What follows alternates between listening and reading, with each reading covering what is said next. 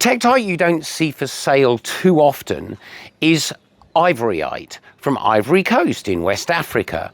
Now, the meteorite that struck around 900,000 to maybe 1.2 million years ago created a huge crater which in what is now Ghana, and it's called the Bosumtwe Crater. Now, the reason I hesitate on that is because I've known this word for many years, but like a lot of words, you kind of create your own way of reading it quickly, and it was only today when I was doing a little bit of background to make sure my facts were straight that I realized it wasn't the Botswumi, it's a Bosumtwe. I got me syllables wrong. Anyway, this is an Ivory Coast tektite, particularly nice one actually. It's a kind of flight form, and it's even got some translucency in it. There's another beautiful little drop there as well.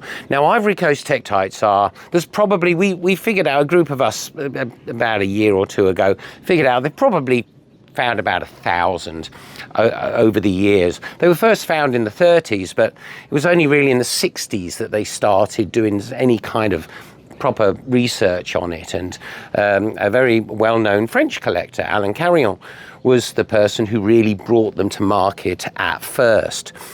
So anyway, I've got a few of these. They are very, very difficult to get hold of. There's very, very limited amount of material that's found each year. They're found in areas that are very difficult to dig, and you need licenses, and it's all rather complex and very expensive procedure to extract these from the ground. So I do have a few available, and they're very, very interesting and certainly worth a little bit of a Google and a little more research.